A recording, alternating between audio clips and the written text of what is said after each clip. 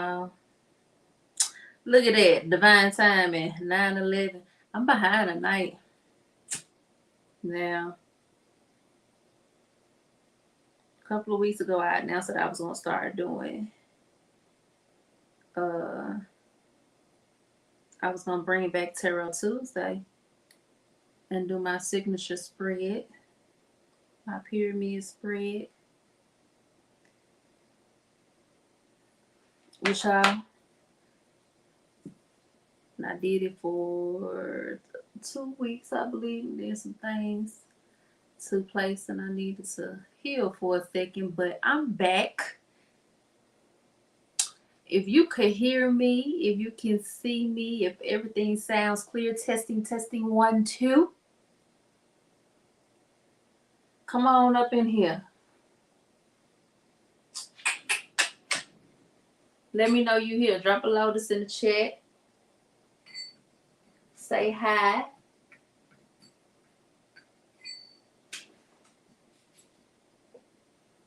What up, though? Whatever it is that you're feeling this evening. So I'm back. For those of you who may not know who I am, allow me to introduce myself. I am the one, the only, Zaya Samai Fierce Kim Haruki Met. And I help overgivers who struggle to speak their truth and be themselves, craft, and implement the ultimate blueprint to total life transformation through alchemy, herbalism, and psychology. I teach you how to turn your pain into power by leveraging your strengths. And I take you on a journey of transcendence to help you achieve the life that you've always wanted, but seems to elude you.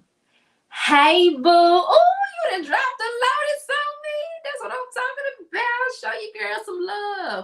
Okay, now, if you are tuning in from YouTube or Facebook, I cannot see your name. It only pops up as Facebook user. So drop your name in the chat so I can know who I'm talking to, because we about to get into it, y'all. The energies are really, really, really heavy. Really heavy. real heavy, okay? Now, I came on here a couple weeks ago and I broke down the planetary transitions that were happening then. We have a few more, but I'm going to reiterate them for you because they ain't over, okay? They are far from over. So, I'm gonna take it from the top with the planetary transitions. And since there are so many, I have a couple aides here with me. I got my cheat sheets to make sure that I am providing accurate information just for my reference. Hey now. Hey, Auntie. Hey, Jaleesa. Good to see y'all. Okay. So look, it is like we still have a lot of planets in retrograde. Mercury is about to go back in retrograde tomorrow. So we're in the shadow period of that. And we have 2 full moons. Hey, Jenna. 2 full moons in the same month. We had a full moon August 1st. We're going to have another full moon August 30th. Which makes these what they call a super moon or a blue moon. When you have 2 full moons in the same month, they call it a blue moon. The second one is typically called a blue moon. So in about a week, we're about to go into a full moon. After coming off of this new moon in Leo that switched to Virgo energy real quick. So it's been a lot going on, and I'm going to break all of that down. Then I'm going to get into the pyramid spread. And with all of it, I am going to break down the numerology for you. Okay. Now, do me a favor, like, share, comment, put, share things in the chat. Let me know what's resonating so that I can pick up on the energy. She says, "Hi, sorry, I'm listening and prepping for rest." I get it's cool. Totally understand that. Totally understand that. So let's get into it. So the sun currently is in Virgo. That's how we know what season we're in. When we talk about it's Virgo season, Leo season, whatever season it is, that means the sun is currently in that zodiac sign. Okay. Now, with the sun being in Virgo, we know this energy, the sun represents kind of like our soul. And it's the driving energy, theme, overall narrative of our chart. So, with the sun currently being in Virgo right now, you may currently be find yourself being more analytical than usual. You might be a little black and white. Virgos are the second humanitarian of the sign. Aquarius is the first. Okay. And let's see what else. Some of the most talented people in the world are Virgos. Beyonce is a Virgo. Michael Jackson is a Virgo. Some of the most dynamic people, most talented, analytical, action-oriented people are Virgos. Virgo is an earth sign, so it's very well versed in maneuvering through the earthly and material realm. So the moon currently is in Libra today, but it's going to enter the sign of Scorpio on the 24th. Okay. So right now, your emotional subconscious space might be feeling a little bit of pressure release with Libra being in that moon space. You might be feeling more balanced than usual. Your relationships might be feeling a little bit of balance. Might. Okay. Now, it's a whole lot of other things going on with these planetary transitions that are going to influence your relationships, because not only we have that moon in Libra is getting ready to go into Scorpio, but we also have Venus, who is still in retrograde in Leo. It ends on September 3rd. Hallelujah. I'm ready for Venus to go direct because I'm sick of it. I'm sick of it. Okay. But yes. So we'll have a full moon August 30th. It's going to be in the sign of Aquarius. Okay. And then it moves into Pisces the following day on the 1st. Wait, no. 2 days later on the 1st, because August has 31 days. So 2 days later, it'll move into Pisces. So the full moon energy will still be kind of strong. It'll be going into that waning phase, but it'll still have a pretty substantial amount of illumination. So the full moon will be that super full moon will be heavily influenced by Aquarius and Piscean energy. So Aquarius is the sign of friendship. It's the sign of humanitarianism. It's about community. It's about universal understanding and consciousness and, futurism, forward thinking. It is the rebellious sign. It is ruled by Saturn and it's ruled by Uranus. So that air of discipline and, like commitment to institutions and just understanding how systems work and just, all of that is infused into that sign. But it is also heavily influenced by Uranus, which is the planet of rebellion. Uranus is the one planet that sits on its side. Yeah. So Uranus literally gives the universe its ass to kiss in so many words. So that's how you get that rebellious anti-systematic ethosystem type of energy that we get from most Aquarians. Well, a lot of Aquarians. So that's what we got going on with the moon. So now let's look at the first set of retrogrades. Now this is where I'm starting getting into the numerology. So Pluto went into retrograde May 1st and it ends retrograde October 10th. So that's excuse me, that's the Asian here clearing some stuff out. So from 5-1 to 10-10, Pluto is going to be in retrograde back and forth between Capricorn and Aquarius. It starts off at 27 degrees in Capricorn, which is almost at the end, because I think every 30 degrees, I think it resets with those transitions. So that means Pluto retrograding in Capricorn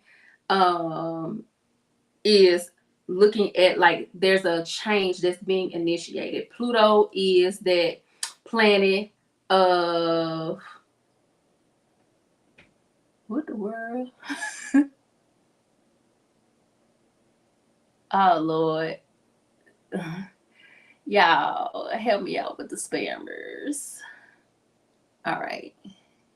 Let's see. Let's do that right quick. Somebody that came up here trying to spam. Oh, you a Virgo rising. That's okay. So you should be feeling this energy right now. Sun in Virgo, you should be feeling that. Mercury's going into retrograde, so you'll be feeling a little bit of that energy too. But as I was saying, Pluto in retrograde. So Pluto is the planet of secrets, transformation, the occult. When we say death, that's what we are talking about. We're talking about transformation. Sometimes it could also literally mean death. So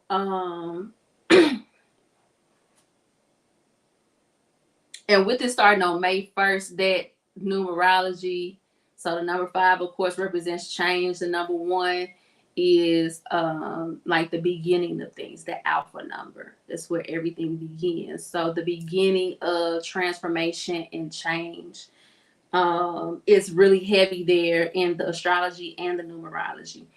It retrogrades back and forth between Capricorn and Aquarius. Capricorn is the sign of persistence. It is the sign of discipline. It is the how the hell this motherfucker, y'all.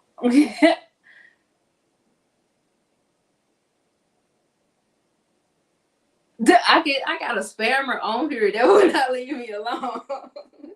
Okay, so yeah, so Capricorn is like the sign of persistence. It's the sign of like material wealth. It is also the sign of like leadership. And let me see. Let me make sure I'm not missing nothing. It's very methodical, political, realistic, responsible. It can be rigid, serious, thrifty, and always seeking money, right? So when it is out of balance, that can really be bad.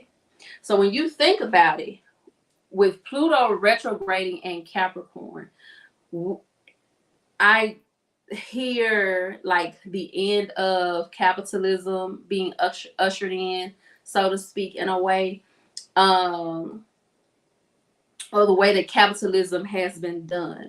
Capitalism is all about keeping the resource, like the bulk of the resources in a very small community and circulating and keeping the methods of being able to obtain those resources to, move from class to class, move up and things of that nature.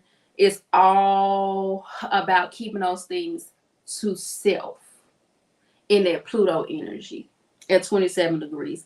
But that change is being ushered in to where Pluto is going into Aquarius, the sign of community, the sign of unity, the sign of humanitarianism, the sign of knowledge, making knowledge available to all. So,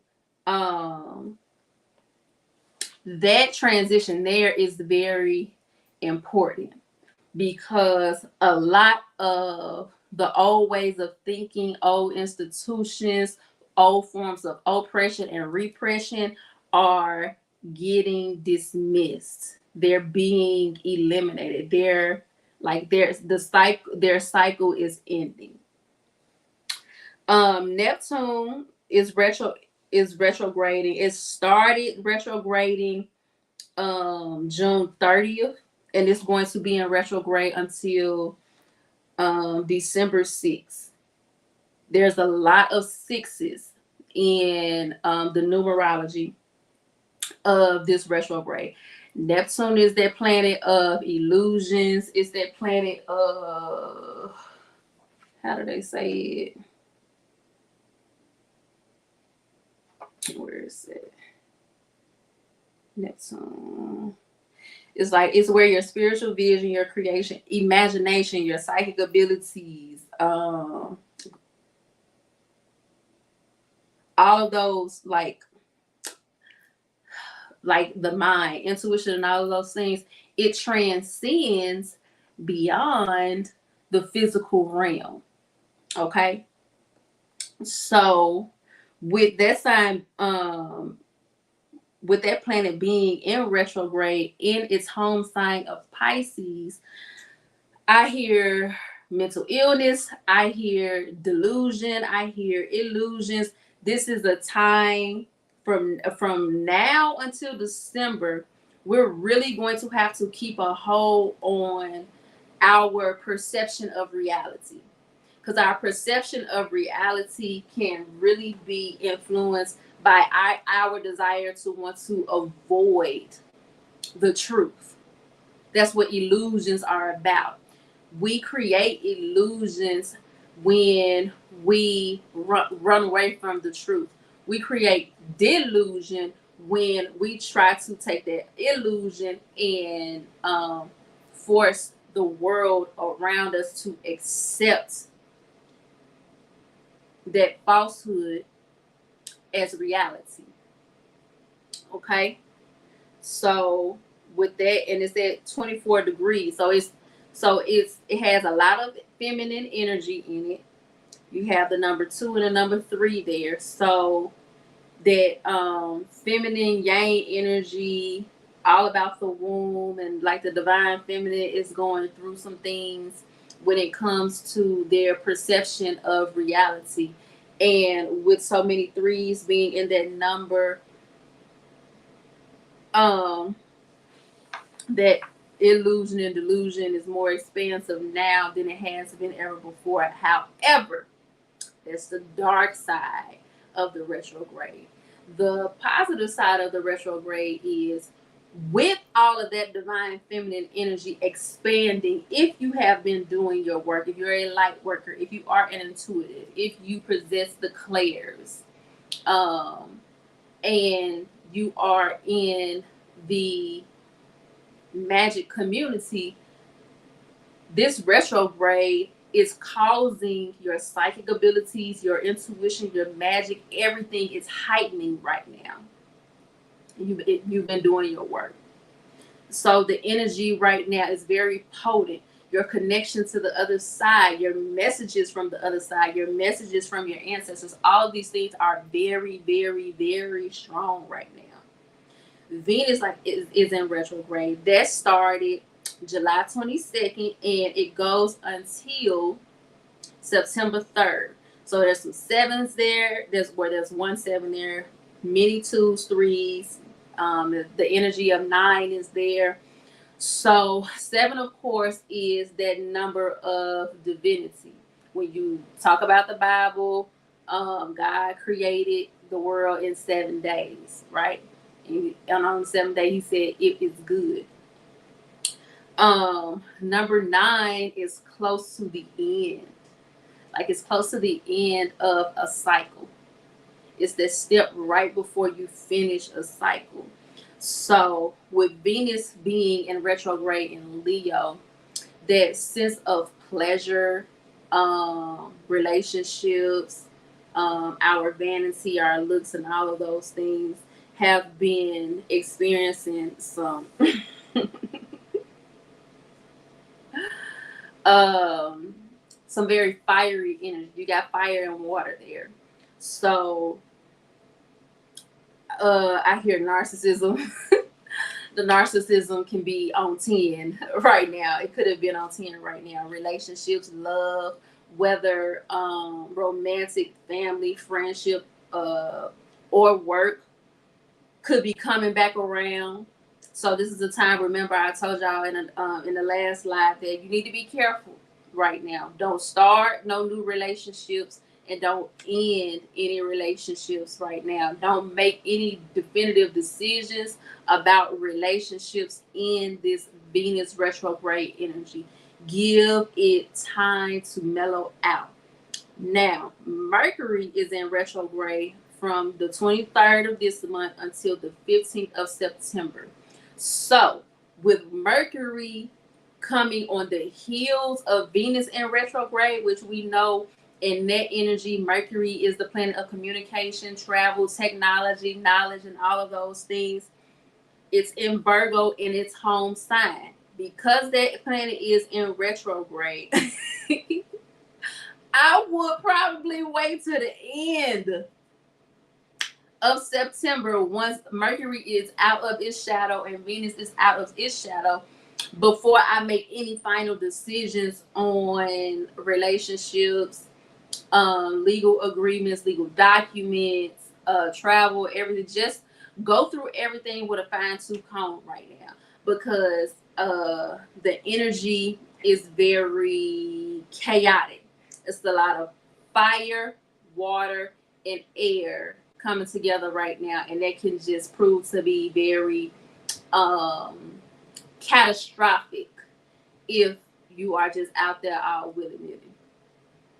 Uranus has been in retrograde. Well, Uranus goes into retrograde on the 28th of this month, and it will remain in retrograde until the 27th of January. Remember, I told you this is the planet of rebellion. This is the planet of F around and find out.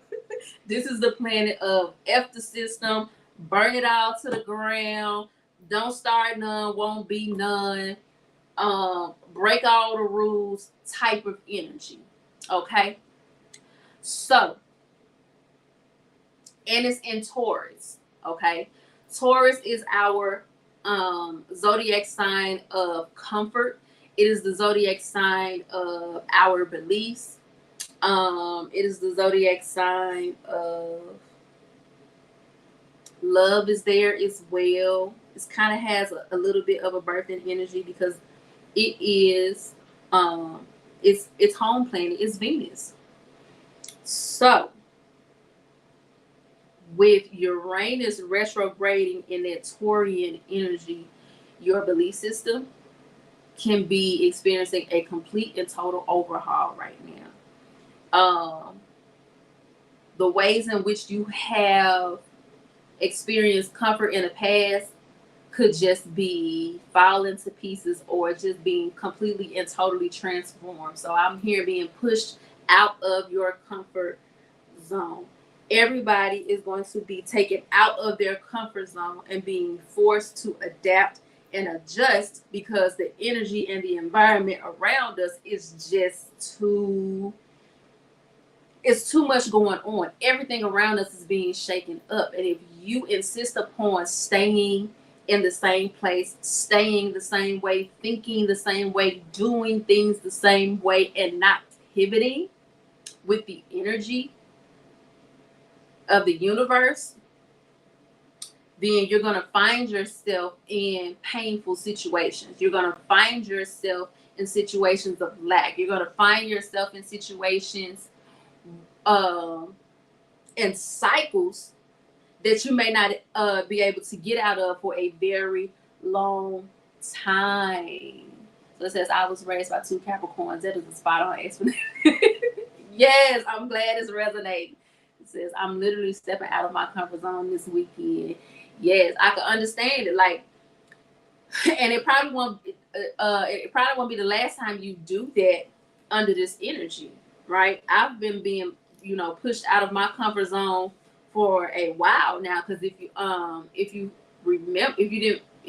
don't remember, Uranus actually went into retrograde at the end of last year and continued to be in retrograde all the way up into January the 22nd. Y'all, my mama passed away January 19th. So that Uranus energy was there, that Pluto energy was there. It was a lot going on. So it's definitely going to try you. Jupiter in retrograde. Jupiter, okay, so the numerology surrounding this Uranus retrograde is a lot of 8s, a couple of 2s, 3, 7, 4. It's a lot going on here, but the overwhelming energy is like a feminine energy, because there's a lot of even numbers there. So 2 represents that yin energy. It also represents duality, truth, peace, and balance. 8, of course, that's the number of infinity. That's karma. What goes around comes around. All those kinds of things, right? So, yeah. Jupiter in retrograde. It starts September 4th and goes until December 30th. It is also in Taurus. So Jupiter is that expansive energy. So with that number 9 there, that's about consciousness, universal awareness, finality, completion, the higher law. Like I said, when number 9 is the final number before 10, when things come to a total, when the change is done. Okay, so like 10, yeah, we'll get back to it. But then you have a couple of 2s here. You have some 3s here. 3s are about self-expression, the Holy Trinity, expansion, independence, communication. If you look at it in Tarot, it's about coming together. Like 3 is like immaculate conception, when the divine feminine and the masculine come together and reproduce. So all of that is in this retrograde, right? So that expansive energy is happening in a fixed earth sign, right? So at the same time, you're being pushed out of your comfort zone, being forced to reevaluate your beliefs, being forced to and introduced to new communities, new institutions, and all these different things. You're also being expanded with that Jupiter energy. Okay, so what I hear is really just the breaking of generational curses and the unpacking and deconstruction of social constructs that have conditioned you and your family and your bloodline for generations and generations, and in a way that has been oppressive to you. And so that is going to be broken up, washed away, all that residue, and it's going to be replaced with an expansive new beginning in Jupiter. Saturn in retrograde is the last retrograde that I'm going to. No, it's not. It's one more. Saturn began its retrograde June 17th, and it's going to go to until November 4th, and it's happening in Pisces. So with Saturn, the planet of discipline, the planet of Where is it?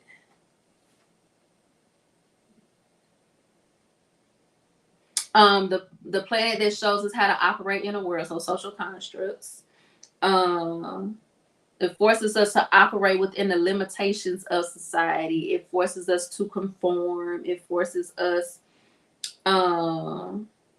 It also deals with our fears, limitations, and it's like the great teacher. It's like the sensei in the dojo. It's like the drill sergeant and the platoon. That's Saturn energy. With it retrograding in Pisces, it is really forcing that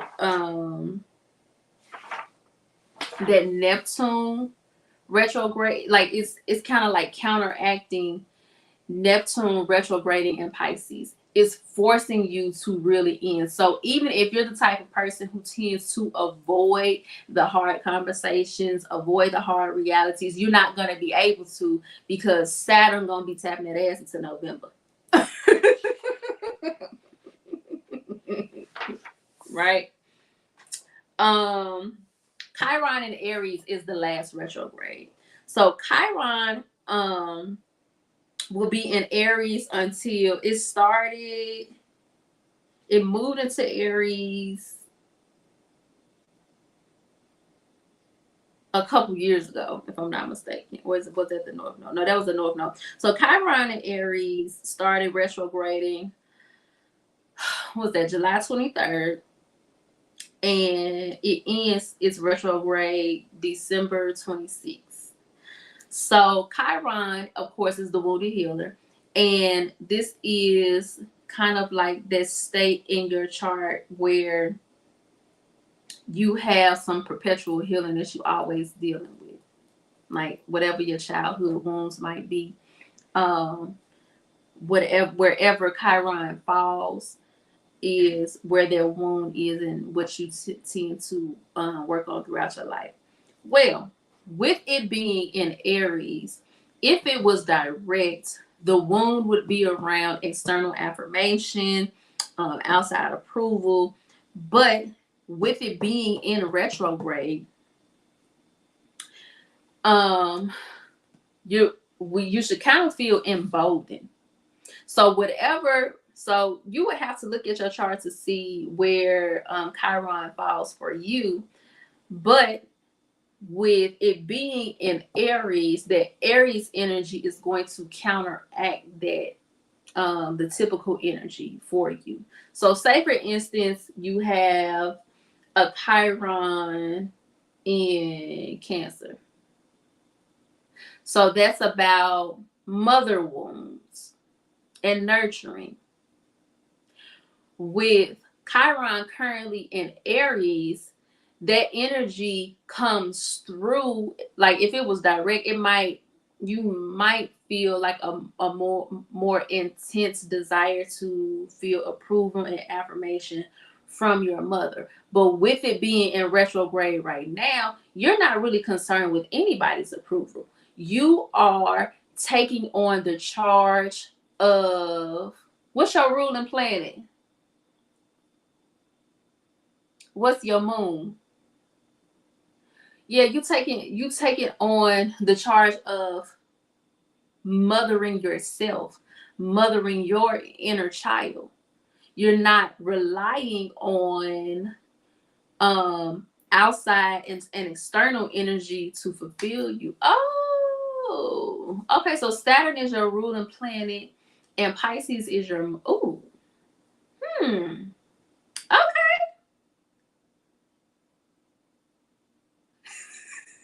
How you feel? Is you all right?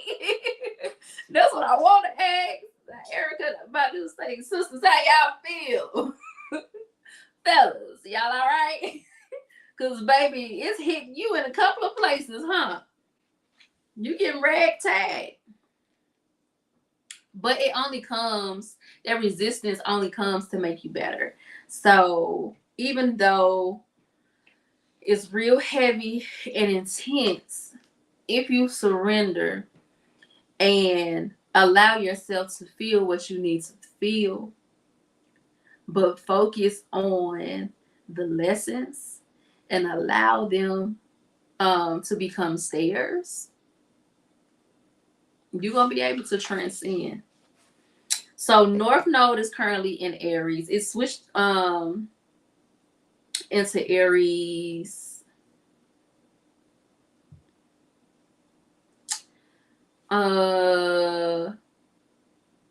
July 17, 2023. It is going to remain there until January 11th of 2025. So if it's North Node, it tends to stay in Aries, if I'm not mistaken. They said for like 7 to 8 years.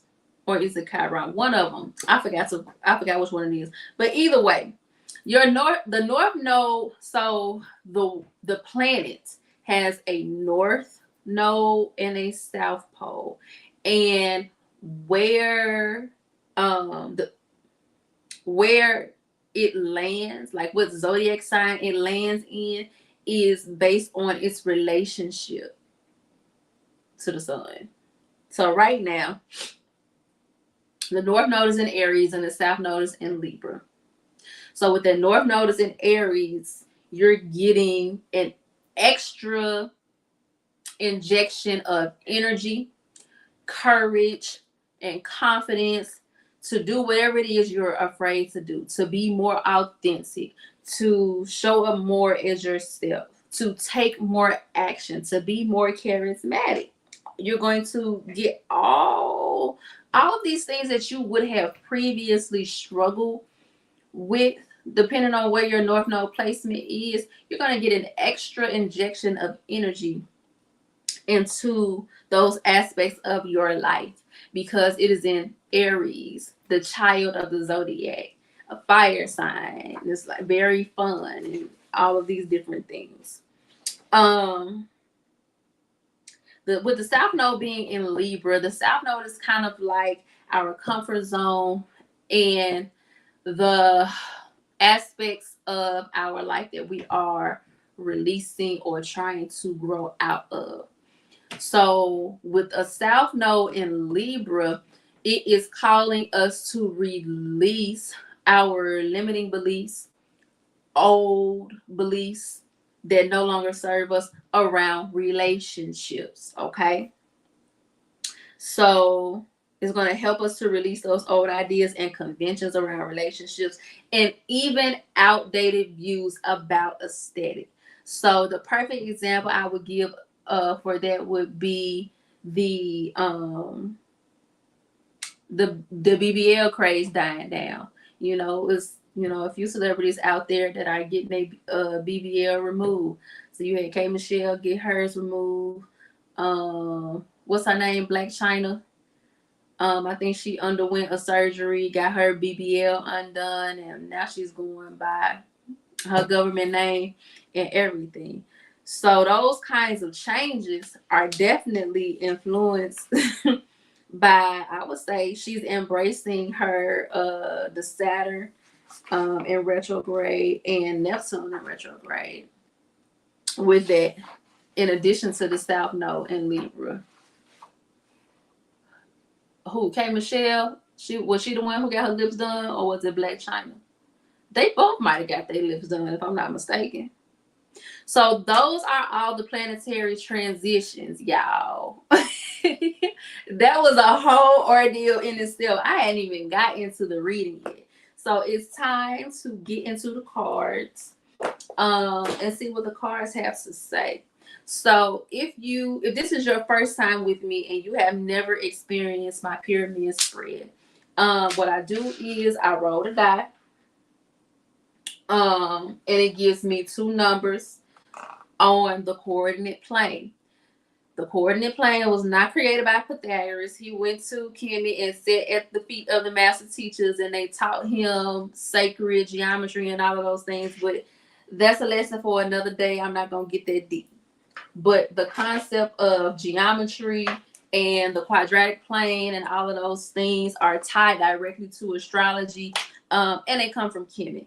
So without further ado, let's go ahead and get into the rolling of the die. I should have just left it where it was. All right. So let's see. So the first cards.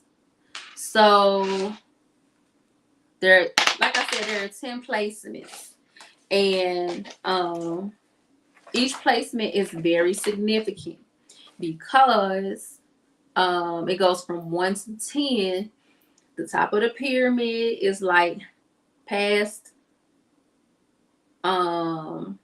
more recent past. Middle of the pyramid is present. End of the pyramid is future. There are also connections within the diagonals. Anywhere that the cards connect, there is a story to tell. That's the beauty of sacred geometry. Okay, so first number is 1. Second number is 6, and that's gonna give us mesh connect from the house of Neph, and Neph is the family of the wind. Okay, so the past energy is being influenced by the wind, and it is the number 1 in the number 1 placement. That's very important. All right. 7, 3. So the next one is ostrich. Never get that one. I think this, or maybe I have, and I just don't recognize it. Ostrich.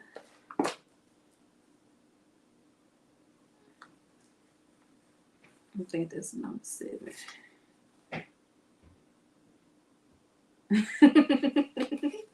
Oh, I'm supposed to show y'all the cards. Let me show you the cards so you can see the energies. Okay, so this is Mesh Connect. There we go. That's a good one. There you go. And for these readings, I go live on Facebook, YouTube, and Instagram. So you see me looking in 2 different places. That is why. All right, let's move to the next card. 8, 5. Ooh, we got a star coming through. So a star is actually on the tree of life, and he represents wisdom. I lost it. 5.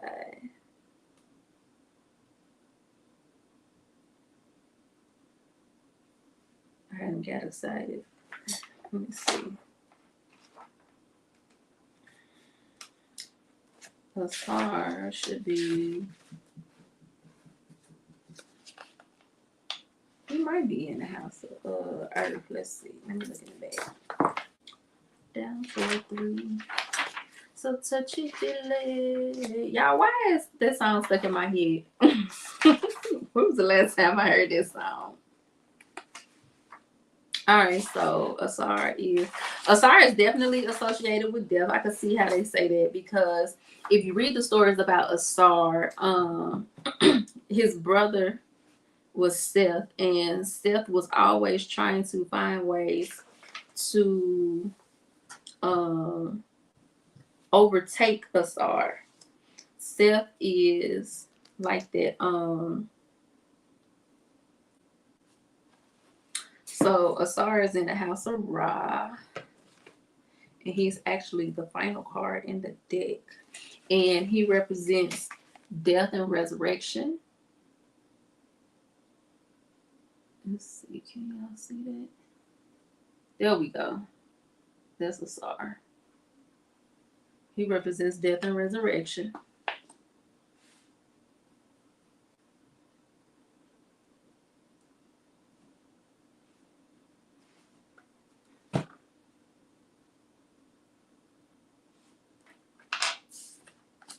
I'm trying to make enough space on here for the pyramid. Whew. Okay. 3, 6.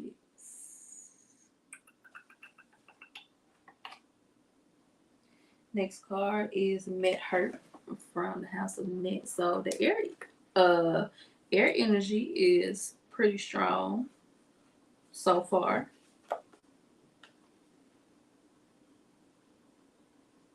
That's the card.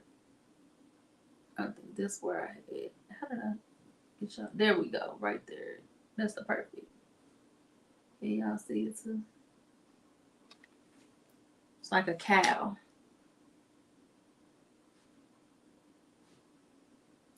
With the happy energy there. 2, 8. So our pep is in this thing. I'll tell y'all about our pep in a minute. Our pep ain't no joke.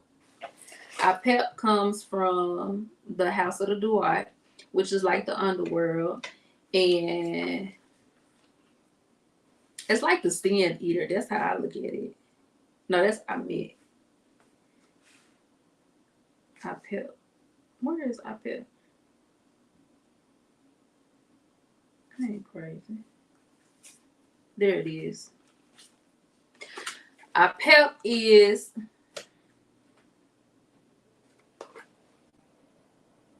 this snake.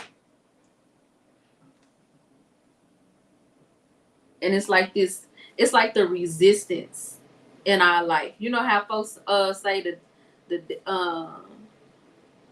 devil, how they, talk about the devil and that energy, how it comes to interfere when things is going good and things of that nature. Our pep is kind of like that energy. It is that constant resistance as your soul travels through this realm having its human experience.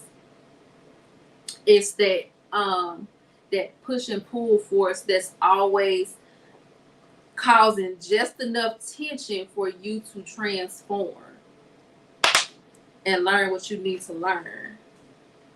So the next one, 4, 3. Bez coming through. So Bez is a fire energy. He comes from the House of Akut.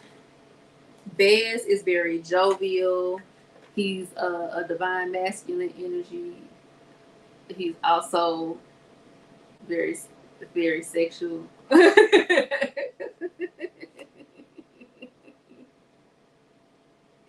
a cool energy. I like when Bez come through. Bez come through and lighten up the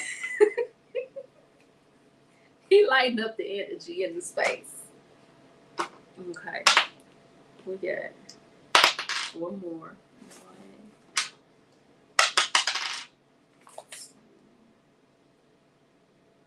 Shin from the House of Pets. And the House of Pet is the element of the heavens. It's the ethers. Y'all get this card every week. Bears come out for y'all too. And it always come out in like the present energy. I find it interesting.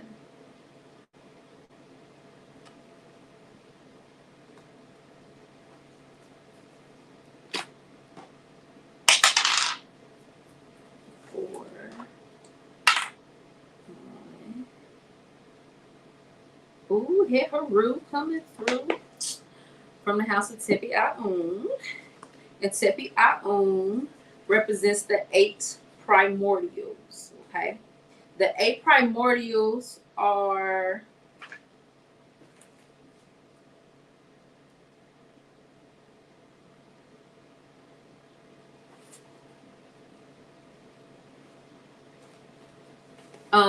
they represent different aspects of human consciousness that came together.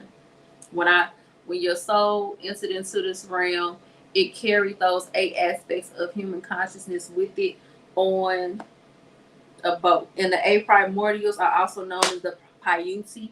Apep is the snake in the water that haunts the boat that those 8 forms of consciousness rides, and it kind of like causes tension. And if I'm not mistaken, the boat itself at some point goes into the mouth of Apep and comes out the other end at the end of the transformation, which represents rebirth and transformation.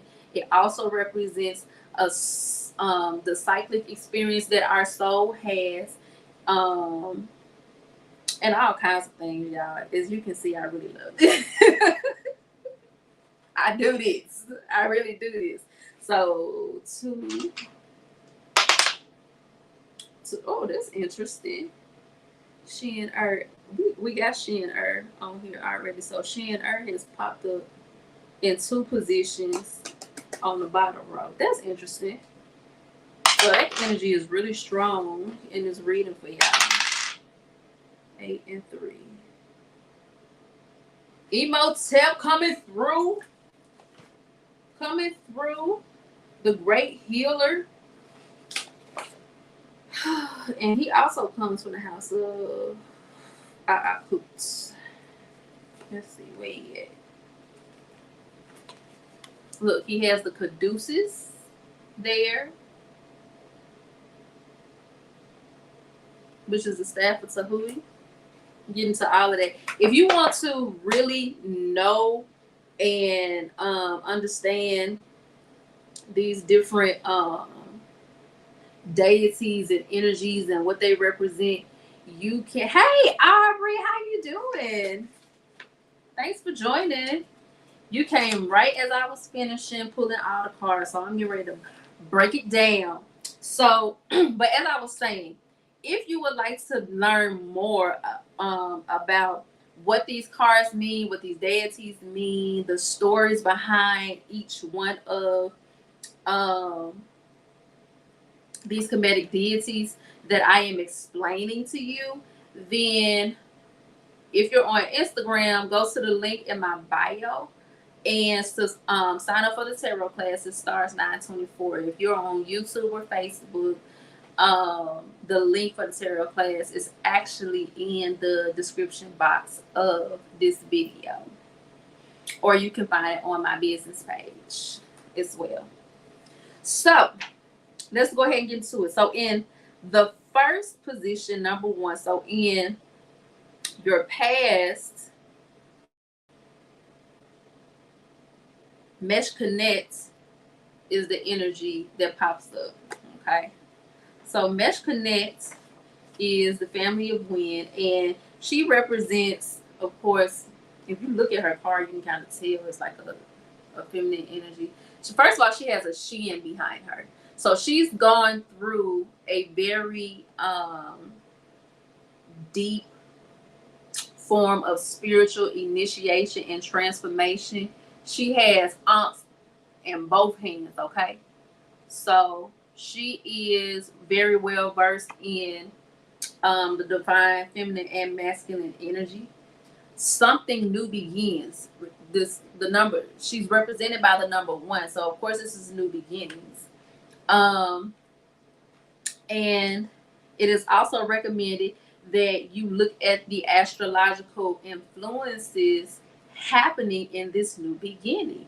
If you go back to the astrology part of this live earlier, where I was talking about transformation and new beginnings, I would think about that and think about what new beginnings are you experiencing right now, because that is the energy that is going to rule the rest of this spread. It's going to guide the rest of this spread for you. Okay. So in your recent past, you have started a new beginning, and you've gone through a rebirth. And in this rebirth, you had this very fiery emergence happening with Asterith, which is a warrior. Okay. Y'all see that? So Asterith, which is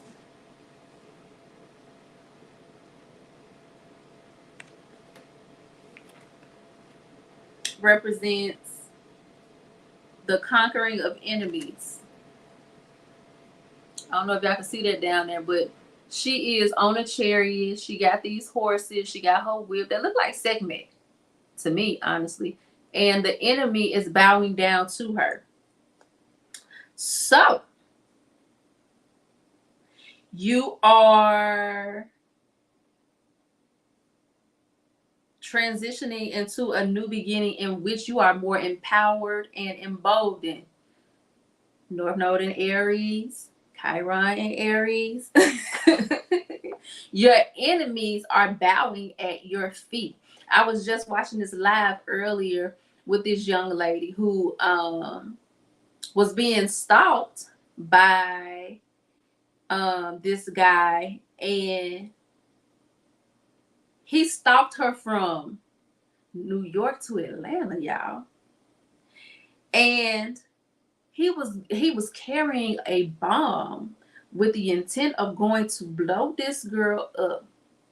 But because she had been doing her spiritual work, she had gone through her initiations, represented by this Shin. She had gone through her transformations. She had been working her roots, trusting in her ancestors, trusting in the divine to protect her, and also with the that Pluto, that Saturn energy, working within the confines of the earthly realm and society and its rules by getting her restraining orders, going to court, and all these different things. She was protected. Y'all, don't y'all know that through all of this, that man came all the way down to Atlanta to try to blow that girl up, but because she had remained faithful in her spirituality and did what she was supposed to do, she protected herself. And don't you know that man was on his way to blow her up and tripped and fell and blew himself up? Blew himself up. Smithereens on the Day of the Dead, right after Halloween. Baby. Our ancestors ain't do this stuff for nothing. This same type of energy was used to protect us during slavery. But let me not get off into a tangent. So the next card in your recent past is a star. Like I said, this represents death and transformation. Death and transformation from the house of Ra, which is the house of sun. So this is about resurrection. So that first card was about rebirth, right? So after the rebirth, at some point you begin to rise. Babies learn to walk, all those different things. But in order to truly rise and ascend, to become unfettered, you have to release your attachments, right? So in order for you to be victorious in this situation against your enemies, you cannot hold on to old ways of thinking. You cannot hold on to bad habits. You cannot hold on to people that are going to hold you back. This warrior is not going to be able to hold herself or himself, however you want to call it, up on this chariot and be fully balanced if it's carrying a bunch of baggage. That warrior wouldn't even be able to wield their whip or have the endurance and strength to guide those horses on that chariot and stand up there on that chariot without discipline, without ongoing practice, without exercise, without being in shape, doing the work.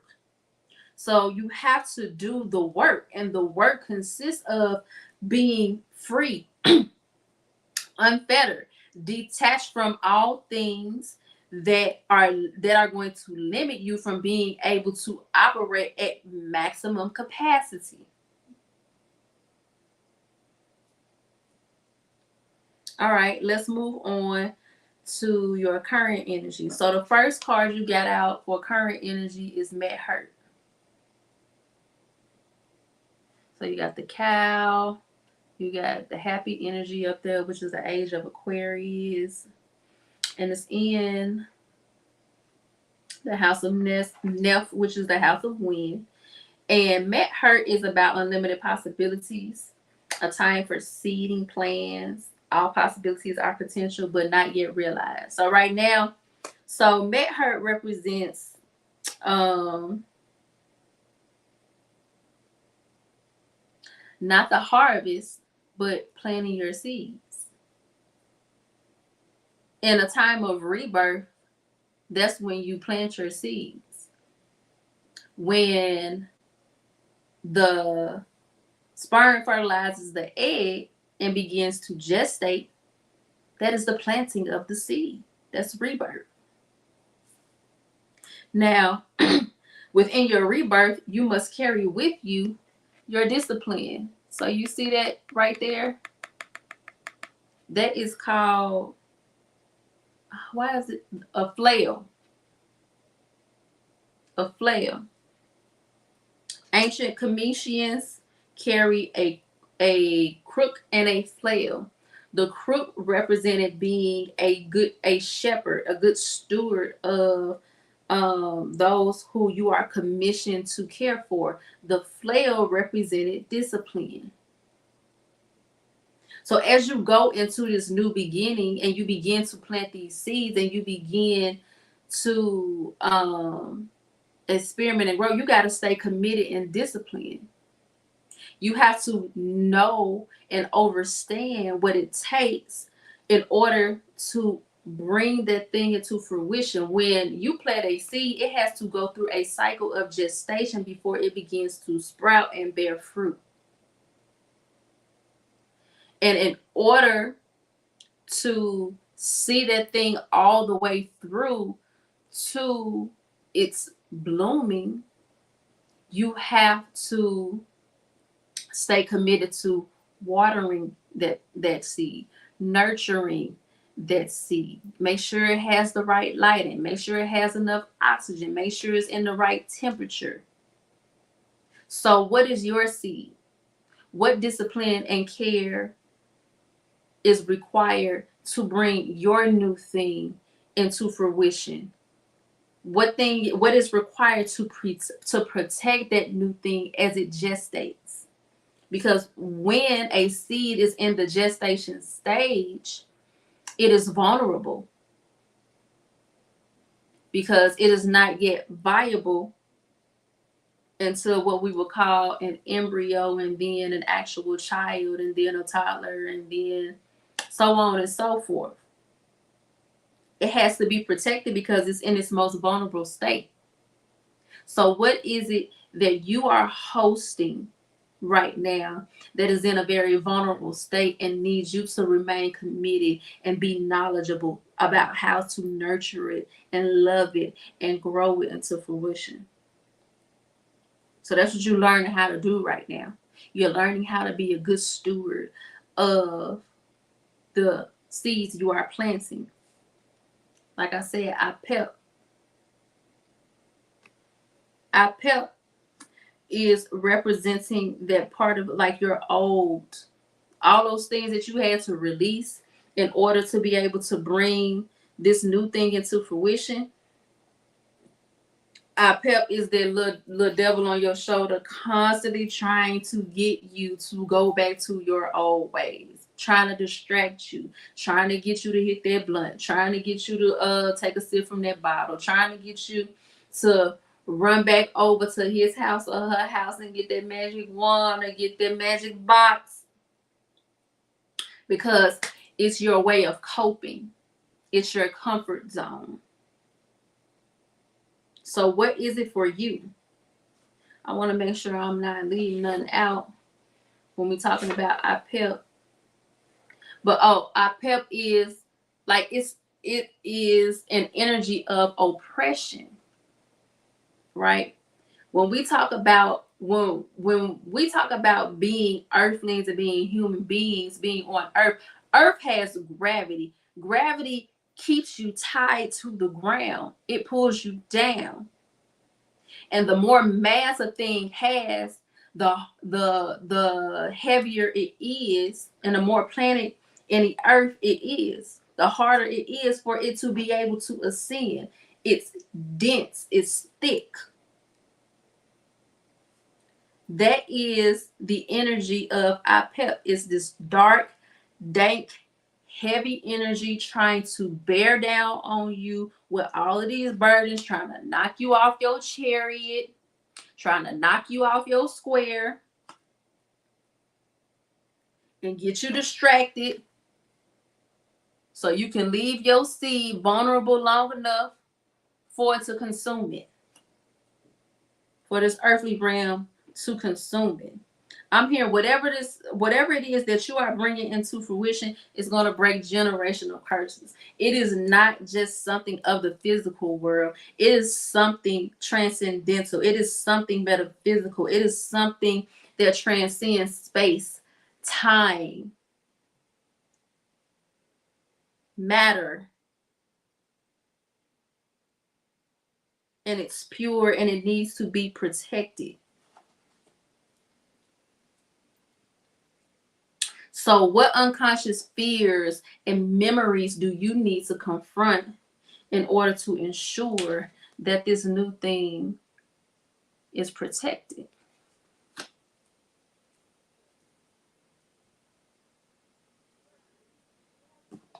All right, we got Bez.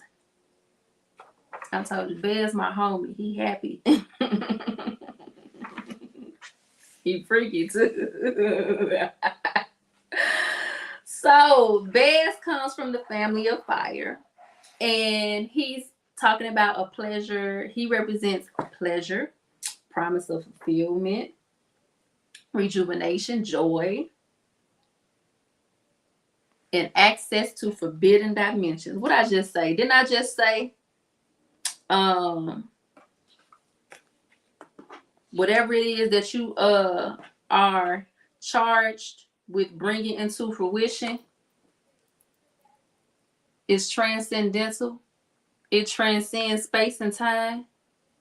And here Bez comes telling you that if you succeed, if you remain faithful, that you will have access to secrets of the divine. How do they put it? Forbidden dimensions. People don't understand. People want to be able to work magic and do all of these things because it makes them feel empowered. It emboldens them to do what they wouldn't do if they didn't know that that kind of power exists. But there's a balance to everything. And there's a certain level of integrity, moral, ethics, theory, and science behind working with these different dimensions. And you will not be granted access to these dimensions without going through the proper initiations, the proper rebirth and transformation, the proper battles.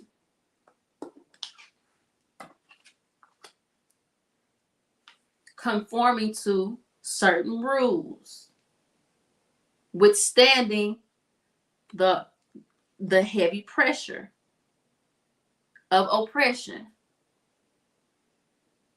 But when it's all done, you'll be rewarded on the other side.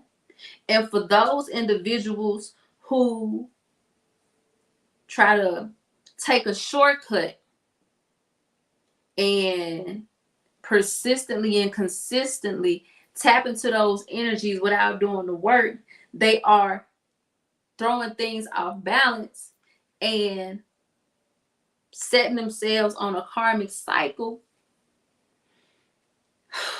that's going to take them a long time to get up out of.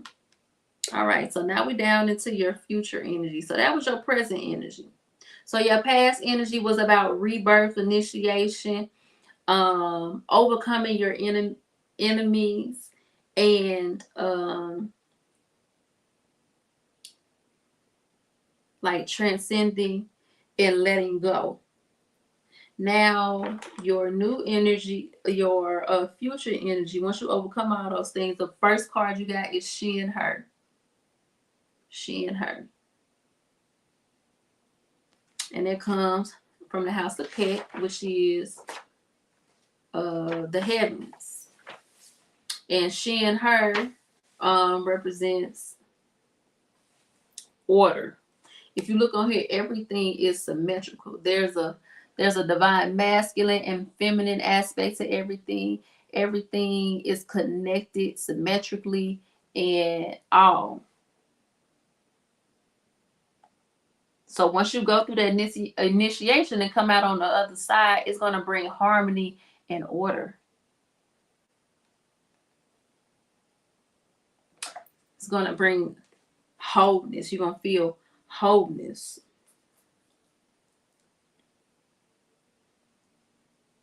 Then you got Hey Hoots from Tepi Aun. Hey Hoots is the possibility of transcending time limitations, spiritual evolution, and transformation. Baby, I can't make this up. That's what's in store for you if you stay committed. So if you just so happen upon this live this evening, this reading, and you need a word that is going to encourage you to keep going, let this be the message. Let this be the reason that you do not give up. Then the next one, we got she and her again. If you just stick with it, baby, you're gonna things are about to come into balance for you. So don't let go right at your blessing. Don't let go right at the moment that you receive your inheritance. Don't allow the pressure to cause you to break. You might bend, you might buckle down to your knees, but you need to get back up and you need to keep going. Final card in your spread for this evening is Emotep. Emotep. Coming from the family of fire. And what I tell you, I told you Emotep is the great healer. Emotep was the first ever surgical procedure that has been documented in the history of this world.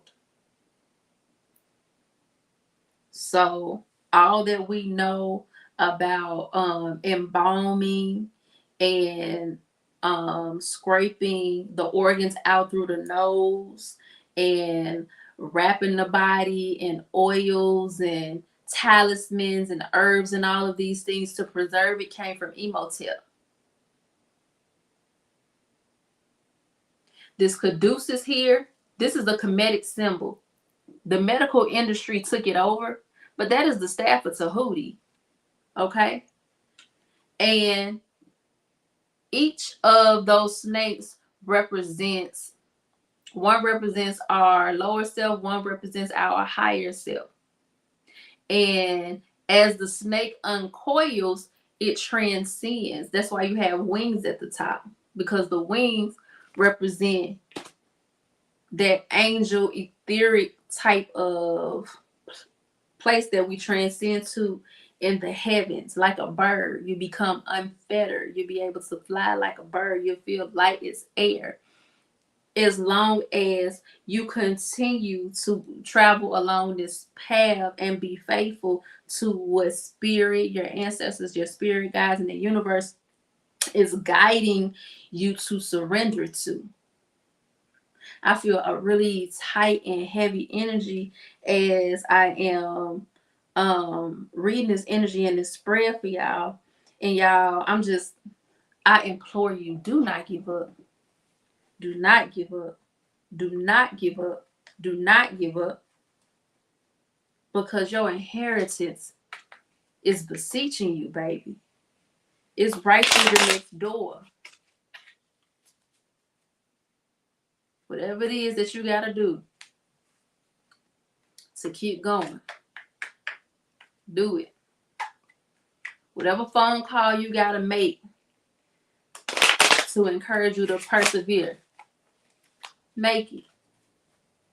Whatever letter you got to write, whatever job you got to work, whatever business you have to start, whatever person you have to forgive, whatever person you need to call and apologize to, do it. Release. Become unfettered. Whatever secret you holding on to and you know you need to stop lying and you need to tell the truth, release it. And not just to release yourself from you, but to release those from obscurity that are suffering in the dark because of the secrets that you hold on to. This energy right now ain't playing with us.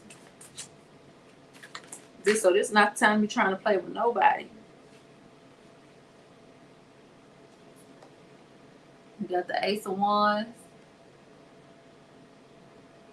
So that energy of new beginnings and manifestation, taking action. The time is now, baby. Whatever it is that you need to do to usher in your inheritance, you need to go ahead and do it. Whoever it is that you need to apologize to and bring balance in and healing. Look, you see that caduceus again. You see those wings again. Whoever it is that you need to have that heart to heart with, you need to go ahead and do it.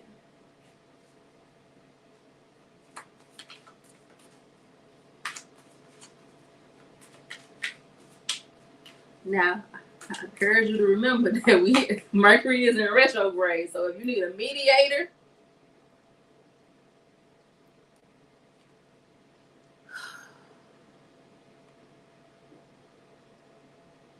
judgment is on the way.